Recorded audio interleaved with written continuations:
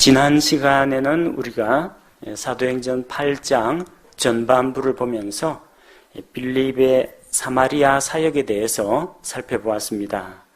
이번에는 빌립의 이방인 사역에 대해서 살펴보고자 합니다. 빌립이 해외로 나간 것은 아닙니다. 다만 이방인이 예루살렘에 올라와서 하나님께 경배하고 돌아가는 길에 바로 그 외국인을 대상으로 복음을 전한 것입니다. 오늘 본문에는 빌립이 에티오피아 내시에게 예수 그리스도를 선포한 사건이 기록되어 있습니다. 빌립은 자기가 에티오피아 내시를 만날 거라고는 생각하지 못했습니다. 에티오피아 내시가 있다는 사실을 누가 먼저 발견했습니까? 주의 천사가 발견했습니다. 주의 천사가 빌립에게 말합니다. 일어나 남쪽으로 가라고 합니다. 이것으로 봐서 빌립이 여기저기 돌아다니면서 일을 하고 있던 그런 때는 아니었다는 걸 알 수가 있습니다. 일어나라고 했죠. 그럼 앉아 있거나 누워 있었을 겁니다. 대낮부터 빌립이 낮잠을 잔 것 같진 않고요.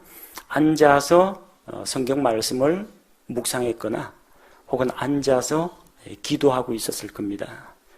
바쁘게 이리저리 돌아다니고 있었으면 그가 서 있었지 앉아 있지는 않을 겁니다. 일어나라고 한 것으로 봐서 그는 주님의 말씀 혹은 주님께 드리는 기도에 자기 자신을 드리고 헌신했으리라고 생각합니다. 자, 그렇게 하나님의 일을 하기 위해서 준비되어 있는 빌립에게 주의 천사가 가서 남쪽으로 내려가라고 합니다. 예루살렘에서 블레셋 사람들의 도시 가자로 내려가는 길로 가라고 합니다. 천사가 나타나서 복음 전하면 제일 간단할 텐데요. 환하게 빛나는 이 영광스러운 모습으로 천사가 나타나서 복음을 설명하면 사람들이 그냥 껌뻑 넘어갈 것 같지 않습니까? 그 신비한 현상에. 그러나 이 복음을 전할 수 있는 특권은 하나님께서 자기를 믿는 그리스도인들에게, 성도들에게 맡기셨습니다. 천사가 이런 특권을 누리지 못합니다. 고넬료에게도 마찬가지입니다. 천사가 나타나서 시몬 베드로를 불러서 하나님의 말씀을 들으라고 했지 천사가 복음을 전하진 않았습니다. 전도는 우리 믿는 성도들의 특권입니다. 천사는 빌립에게 가자로 내려가는 길로 가라고 했는데 그곳은 사막이라고 했습니다. 지금 사마리아에서 한창 사역이 잘 되고 있는데 지금 사마리아를 돌아보고 건사하기도 바쁜데 사막으로 가라고 합니다. 위치대로 보니까 지리상 사막이라는 거 딱 압니다. 예루살렘에서 가자로 내려가는 길, 그 광야길입니다. 좋은 사역지 놔두고 광야로 내려가라는 거, 이게 논리적으로는 이해가 안 됩니다. 그러나 가끔 하나님께서는 우리가 생각지도 못하고 알지도 못하는 환경으로 우리를 인도하시거나 이끌어 가실 때가 있습니다. 그때 내 생각을 내세우지 말고 하나님의 생각을 따라서 일을 할 때 놀라운 일이 일어납니다. 빌립은 로봇이 아닙니다.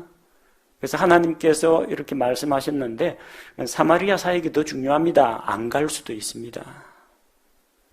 어떻게 되건 간에 하나님께서 그의 삶에 열매를 맺으시겠지만 이렇게 주님의 말씀과 계획에 순종할 때 에티오피아에 복음이 전해지는 놀라운 일이 일어났습니다. 에티오피아 사람들의 여왕 간다게 밑에서 여왕의 국고를 맡은 권세 있는 내시가 경배하러 예루살렘에 왔다가 돌아가는 길이었습니다. 내시라고 하면 우리 중국이나 옛날 조선시대 환관을 생각하기가 쉽습니다. 그래서 단순히 왕의 시중을 드는 그런 직업으로 생각하기 쉬운데 이 사람은 여왕의 최측근입니다. 국고를 관리하는 거의 재무대신급입니다. 그 사람이 예루살렘에 하나님께 경배하러 올라갔습니다. 아마도 이 사람은 구약 성경을 통해서 구약 시대에 나타난 그 하나님과 이스라엘의 희생제사와 성전에 대해서 알고 있었던 모양입니다. 그래서 주께 경배하러 올라갔다가 내려오는 길이었습니다. 그때 그 내시는 자기 병거에 앉아서 대언자 이사야의 글을 읽고 있었습니다. 대언자 이사야의 글은 우리 성경책에서는 두께가 그렇게 두껍지는 않습니다. 분량이 얼마 안 됩니다. 그러나 구약 성경은 양피지에 기록되어 있는 필사되어 있는 그 성경은 두께가 한아름입니다. 그 1권에서 66권까지 다 두지를 못해가지고 두루마리를 나눠야 됩니다. 상당히 무겁습니다. 그리고 그 둥근 막대에 돌돌돌 감겨 있습니다. 한쪽을 풀어가면서 한쪽을 감아가면서 읽어야 됩니다. 얼마나 무겁겠습니까? 그걸 병거에서 읽고 있었다는 겁니다. 우리가 이런 건 좀 본받아야 됩니다. 우리 성경책 큰 글자 성경이나 한영 대역 성경책은 무겁습니다. 형제님들 이 서류 가방에는 잘 들어가는데 자매님들 핸드백에는 잘 안 들어갑니다. 넣으면은 그게 상당히 무겁습니다. 그래서 성경책 안 갖고 다니는 분들이 많아요. 안 갖고 다니면 뭐 하느냐? 이 앱 넘깁니다. 스마트폰에 성경 다 있으니까 굳이 성경책 갖고 다닐 필요 있느냐? 혹은 자기 성경을 교회에다가 놔두고 다닙니다. 어차피 집에서 읽을 일도 없는데 주일날 가면은 자기 성경이 있으니까. 아니면 집에 하나 두고 교회 하나 두고 합니다. 아니면 교회 손님으로 오신 분들을 위한 비치용 성경을 그냥 사용을 합니다. 무겁다고요. 옛날 이 내시가 들고 다니던 이사야 두루마리의 성경보다는요 훨씬 가볍습니다. 그리고 그 읽기 좋은 환경도 아닙니다. 아시다시피 그 당시에 이 도로라는 게 아스팔트가 깔린 것도 아니고 그 광야길입니다. 모래하고 돌, 자갈 이런 것들이 많은 거기에 병거 타고 지나가려고 해보십시오. 사람 몸이 퉁퉁 튑니다. 병거에 아래쪽에다 앞판 스프링 같은 거 달아놨으면 모르겠지만 그거 아니면요 성경 읽다가 엉덩이가 퉁퉁 튀어오릅니다. 그 악조건 가운데에서 대언자 이사야의 글을 읽고 있었다는 겁니다. 우리가 좀 본받아야 됩니다. 편안한 소파에서, 안락한 사무실 의자에서도 성경 꺼내가지고 읽기가 쉽지가 않은데 이 사람은 얼마나 하나님의 말씀을 사모했으면 그 긴 여정 동안에 예루살렘에서 고국 에티오피아로 가는 길, 그 돌아가는 길에 성경을 읽고 있었다는 겁니다. 이렇게 하나님의 말씀을 사모하고 뭔가 배우고자 하고 하나님을 간절히 찾는 자에게 하나님께서 나타나시고 만나 주십니다. 사람을 보내주십니다. 그래서 29절에 보니까 성령님께서 빌립에게 말씀하십니다. 가까이 가서 이 병거에 합류하라고 합니다. 병거는 이렇게 빌립 앞을 지나가려고 하고 옆에서 빌립은 말이 달리는 속도보다는 좀 느리긴 하겠지만 어쨌든 허겁지겁 병거를 쫓아갑니다. 자, 쫓아가면서 내시에게로 달려가면서 읽는 거 들어보니까 대언자 이사야의 글입니다. 이 빌립도 성경에 대한 깊은 지식이 있다는 걸 알 수가 있죠. 그래서 읽는 소리 딱 들어보니까 저거 이사야 53장이구나. 딱 알아차립니다. 그래서 내시에게 물어봅니다. 그대가 읽는 것을 깨닫느냐?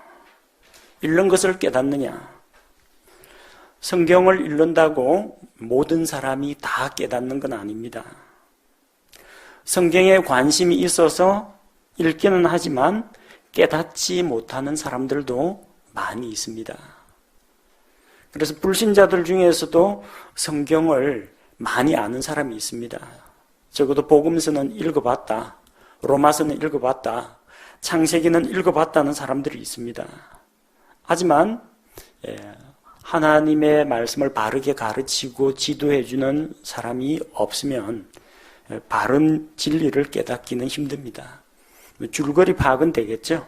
예수님이 나셔서 십자가에서 죽으시고 부활 승천하시기까지 전체 내용을 이야기 흐름으로는 알고 있는데 그 각각이 무엇을 의미하고 자기하고 어떤 관계가 있는지는 도움을 받아야 합니다. 믿는 자들 안에는 하나님의 성령께서 함께 계십니다. 요한복음 16장 13절에 보면은 진리의 성령께서 오시면 우리들을, 믿는 자들을 모든 진리 가운데로 인도하신다고 했습니다. 그래서 우리가 성경을 읽을 때는 하나님께 기도하고 성령님을 통해서 깨달음을 얻도록 구하는 것이 필요합니다. 또 읽다가 이해가 안 되는 것이 있으면 지도해주는 교사나 목사에게 물어보면 됩니다. 빌립이 내시에게 그런 질문을 던지자 이제 내시가 이야기합니다. 누가 나를 지도해 주지 않으면 어찌 내가 깨달을 수 있으리요 하고 빌립을 자기 병거에 오르라고 합니다.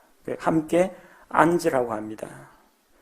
그가 읽는 성경 대목은 그가 도살장으로 가는 양같이 끌려갔으며 털 깎는 자 앞에서 잠잠한 어린 양같이 자기 입을 열지 아니하였도다. 그가 굴욕을 당하며 공정한 재판도 받지 못하였으니 누가 그의 세대를 밝히 드러내리요. 이는 그의 생명이 땅에서 빼앗김을 당하였기 때문이로다. 이 내용은 구약 성경 이사야 53장 7절과 8절에 있는 내용입니다. 어떤 내용이냐면 예수 그리스도의 고난에 대한 말씀인데, 그리스도가 재판석에서 신문을 받는데 자기를 위해서 변호하지 않는다는 겁니다. 도살장으로 가는 양같이 끌려갔습니다. 제사장들이 파송한 그 무리에 의해서 예수님은 아무 저항도 하지 않고 끌려갔습니다. 그리고 털 깎는 자 앞에서 잠잠한 어린 양같이 자기 입을 열지 아니하였다고 했습니다.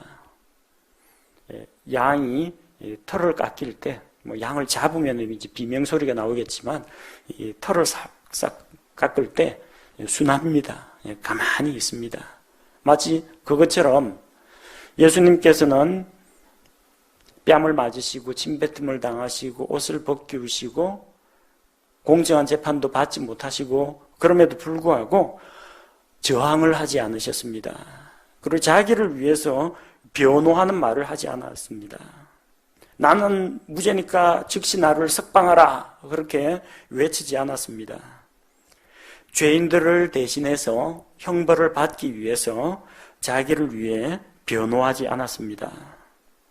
그래서 예수님께서는 아무런 죄가 없지만 죄인으로 간주되어서 형벌을 받으셨습니다.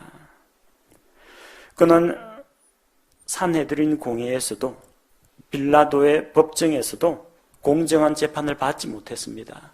거짓 증인들이 와서 예수님에 대해서 무고했습니다. 예수님을 거짓으로 고소했는데 그 증인들의 말도 서로 일치하는 바가 없었습니다. 빌라도의 법정에서는 빌라도가 나는 그에게서 어떠한 잘못도 발견하지 못한다고 2번이나 법정에서 선언했습니다. 그럼 무죄입니다. 하지만 여론에 떠밀렸습니다. 제사장들이 파송한 그 무리가 백성들, 군중들 가운데 섞여 있으면서 바라바를 놓아주고 예수를 십자가에 못 박으라고 외쳤습니다. 그리고 빌라도에게 협박을 냈습니다.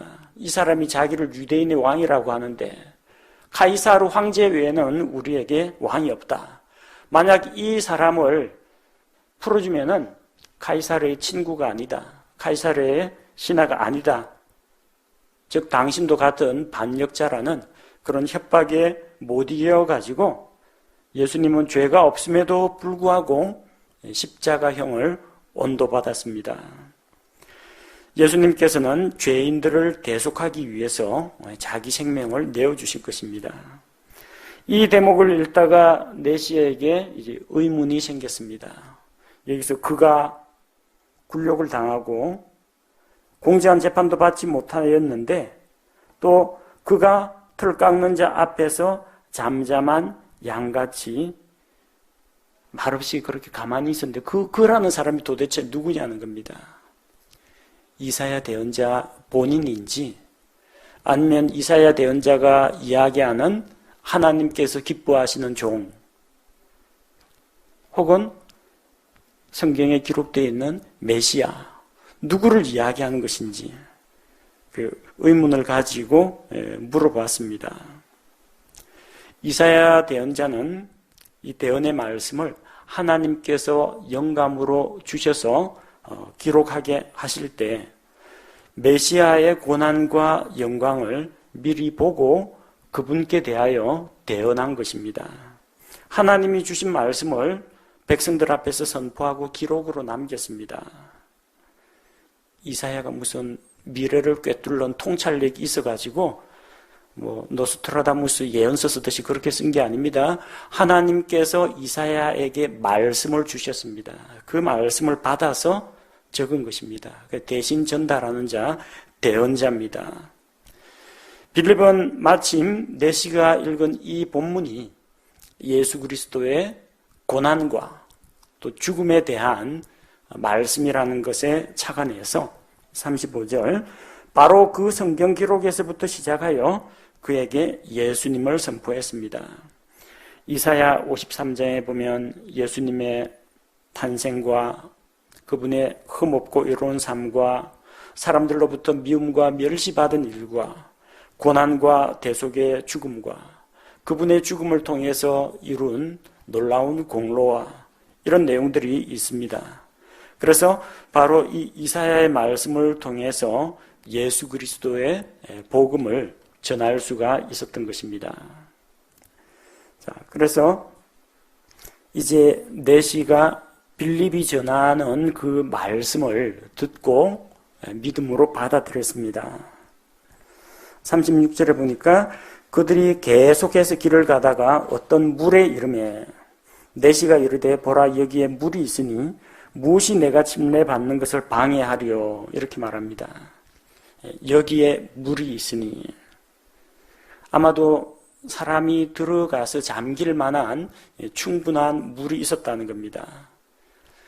빌립이 이 말씀을 전하면서 예수 그리스도의 십자가 죽음과 부활을 믿을 것과 믿는 자는 믿음의 대외적인 표현으로 침례를 받는다는 것도 이제 알려준 모양입니다. 그래서 물을 발견하고 내시가 침례에 대해서 이야기를 합니다. 세례가 아니라는 겁니다. 이 내시가 빌립으로부터 말씀을 듣고 나서 36절에 보면 그들이 계속해서 길을 갔습니다. 여러분 예루살렘에서 에티오피아까지 물 한 방울 안 마시고 갈 수 있겠습니까? 불가능합니다. 분명히 이 내시가 탄 병거 안에는 마실 수 있는 물병이 아마 여러 통 있었을 겁니다.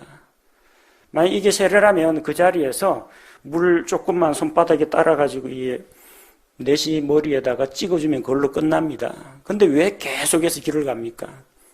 사람이 잠길 만한 물이 없기 때문입니다. 세례가 아니라 침례를 받아야 했기 때문입니다. 여기에 물이 있으니 무엇이 내가 침례받는 것을 방해하리요? 물 있다고 다 침례받는 건 아닙니다. 침례를 받는 사람이 받을 준비가 되어 있어야, 받을 자격이 있어야 침례를 받습니다. 침례를 받는 것을 방해하는 요인이 많습니다. 신앙에 대한 핍박. 당시 유대인들은 예수 그리스도를 구원자로 믿고 고백하고 침례를 받으면 유대인 공동체에서 출애당했습니다. 유대인으로 간주하지 않았습니다. 동족들로부터 박해를 받았습니다. 또 침례 받겠다고 하면은 가족들이 반대하는 그런 가정도 있습니다. 혹은 본인이 침례에 대해서 거부하는 그런 분도 있습니다. 옛날 세례를 받았다. 그렇기 때문에 침례를 받지 않겠다. 그런 분도 있습니다. 방해하는 것들이 많습니다. 그러나 가장 중요한 거, 침례를 받는데 필수 조건은 가족들의 동의나 찬성이나 이런 문제가 아니고요. 제일 중요한 것은 믿음입니다. 예수 그리스도를 믿는 믿음이 있어야 침례를 받을 수가 있습니다.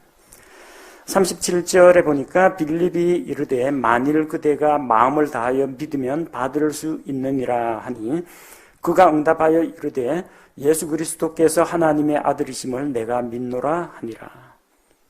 누가 침례를 받아요? 예수 그리스도를 구원자로 믿으면 침례를 받을 수 있습니다. 마음을 다하여 믿으면 받을 수 있습니다. 37절이 대부분의 현대 역본에는 빠져 있습니다. 개역 성경에는 이 구절이 없습니다. 킹제임스 성경에는 37절이 있습니다. 로마 가톨릭에서는 요 37절을 삭제했습니다. 왜냐하면 이게 만약에 남아있으면 어떤 문제가 생기느냐 하면 가톨릭 교회에서 어린아이에게 영세 준다고 하죠. 세례성사. 그걸 줄 수가 없습니다. 누가 침례를 받을 수 있느냐? 그대가 마음을 다하여 믿으면. 하지만 어린아이는 믿음 고백을 못합니다. 복음을 들려줘도 죄에 대한 개념이나 인식이 없습니다. 갓 태어난 어린아이가 뭔 생각이 있겠습니까? 먹고 자고 싸고밖에 모릅니다. 예수 그리스도를 구원자로 받아들이라고 하더라도 인격적으로 그런 선택을 할 능력이 없다는 겁니다. 자, 그런데 가톨릭 교회에서는 요람에서부터 무덤까지 사람들의 전 생애를 교회가 주관하기를 원합니다. 중세시대에.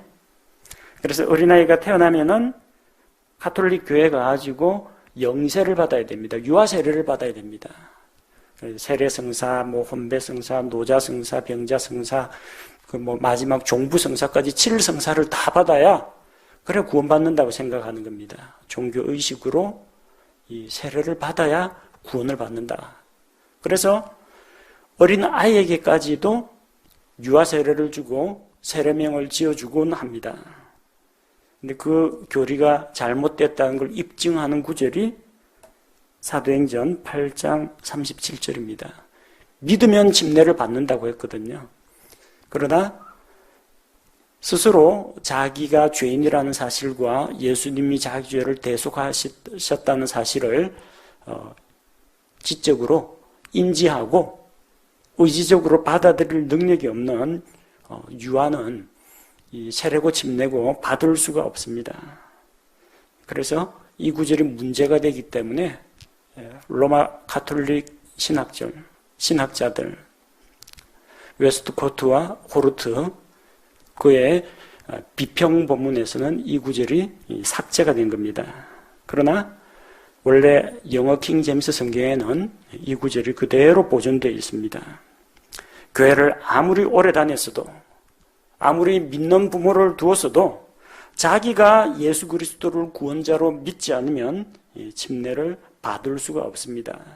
그러나 내시는 예수 그리스도께서 하나님의 아들이심을 믿는다고 신앙 고백을 했습니다. 그래서 침례를 받을 수가 있습니다. 38절에 그가 명령하여 내시가 명령하여 병거를 멈추게 한 뒤 빌립과 내시가 둘 다 물속으로 내려가니 그가 내시에게 침례를 주었다고 되어 있습니다. 그래서 물속으로 들어갔습니다. went down, 내려갔다는 거죠. 물가로 내려간 게 아닙니다. into the water, 물 속으로 들어간 겁니다. 그래서 침례를 주는 침례자와 침례를 받는 대상자가 물속으로 들어가서 침례받는 내시를 물속에 잠기게 했다가 꺼냄으로써 그가 예수 그리스도의 십자가의 죽음과 부활에 동참했다라는 것을 표현을 한 겁니다. 물가로 내려가서 이 물을 떠가지고 그 머리에다 부어준 것도 아니고 물을 손가락으로 이렇게 튕긴 것도 아닙니다. 온 몸을 물 속에 잠기게 했습니다. 39절에도 보니까 그들이 물 속에서 나왔다고 합니다. Into the water, out of the water. 물 속으로 들어갔다가 물 밖으로 나온 겁니다. 자, 근데 여기 에티오피아 내시에게 침례를 준 사람은 지금 뭐 베드로나 요한이 아니라 빌립입니다. 사도가 아닌 집사가 침례를 줄 수 있는가? 일반 장로교에서는 그랬다가 큰일 납니다. 근데 성경에는 그걸 꼭 뭐 목사가 줘야 된다, 집사가 줘야 된다는 그런 제한 조건이 없습니다. 예수 그리스도를 믿고 구원받은 자는 다른 사람에게 복음을 전하고 침례를 줄 수가 있습니다. 대신 침례 받을 사람의 영적인 상태를 분별할 수 있는 사람이어야 합니다. 이 사람이 정말로 복음을 이해하고 또 복음을 믿고 받아들였는지 그걸 분별할 수 있는 사람이어야 합니다.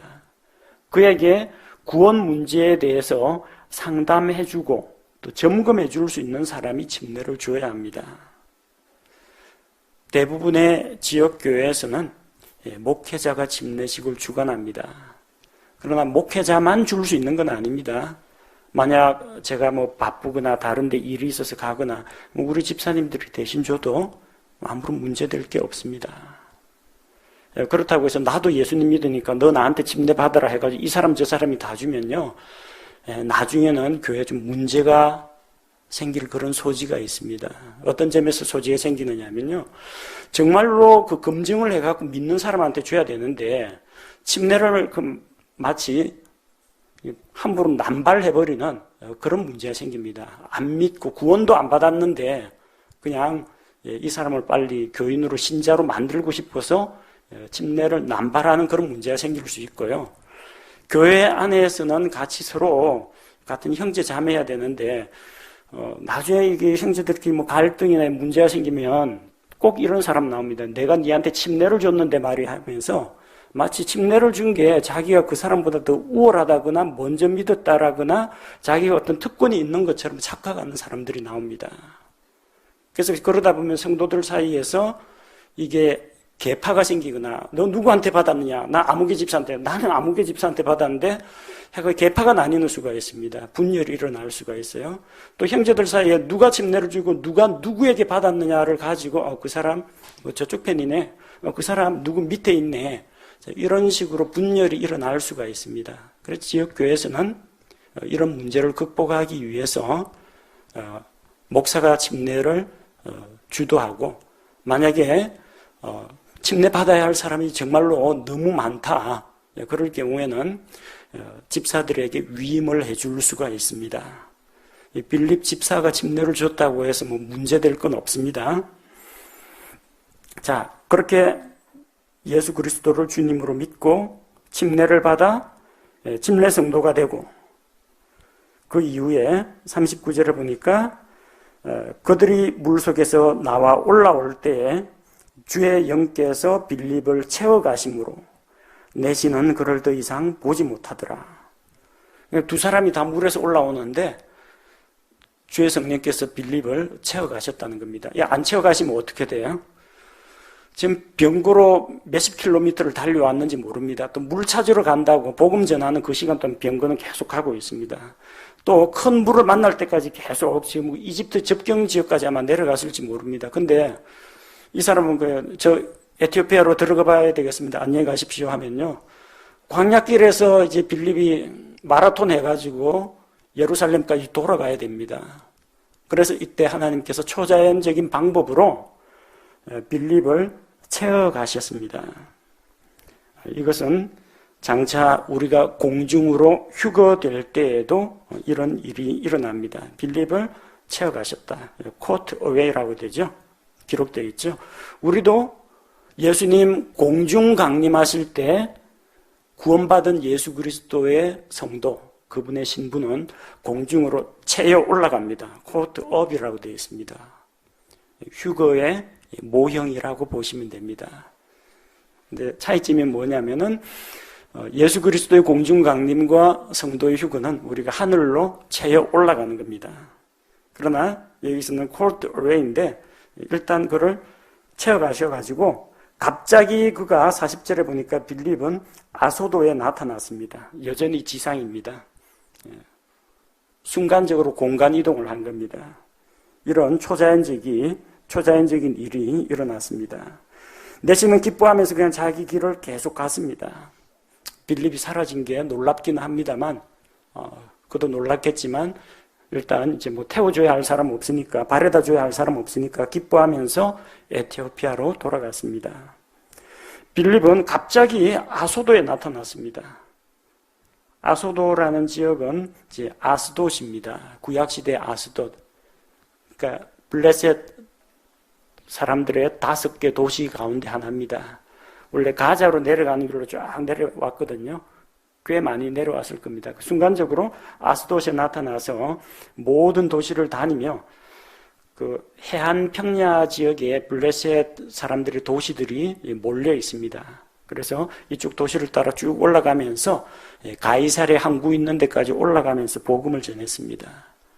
사마리아에 복음을 전할 뿐만 아니라 예루살렘을 방문했던 외국인에게도 복음을 전하고 이제는 이제 블레셋 사람들이 사는 그 마을에도 빌립이 복음을 전하게 됩니다.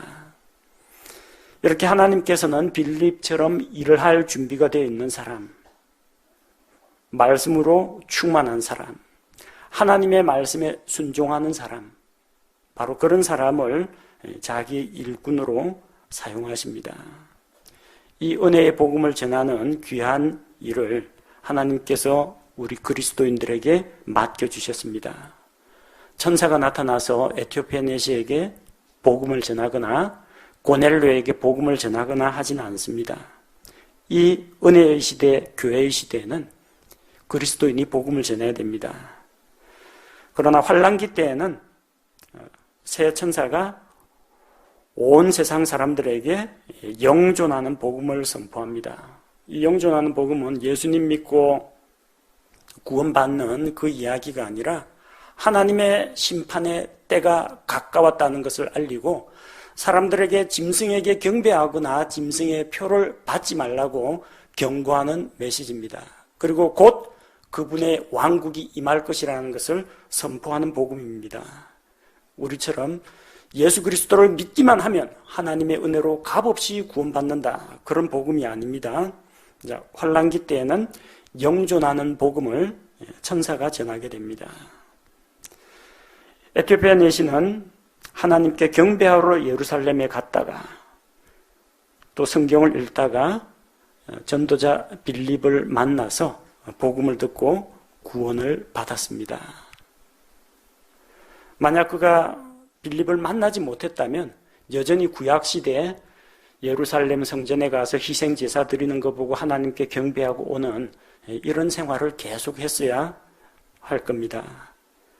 하지만 그렇게 에티오피아에서 예루살렘까지 찾아갈 정도로 그런 간절함과 열심이 있는 사람, 흔들리는 병거 위에서도 성경책을 읽는 그런 사람에게 하나님께서는 우리에게 말씀하십니다. 너희가 간절히 나를 찾고 찾으면 나를 만날 것이라.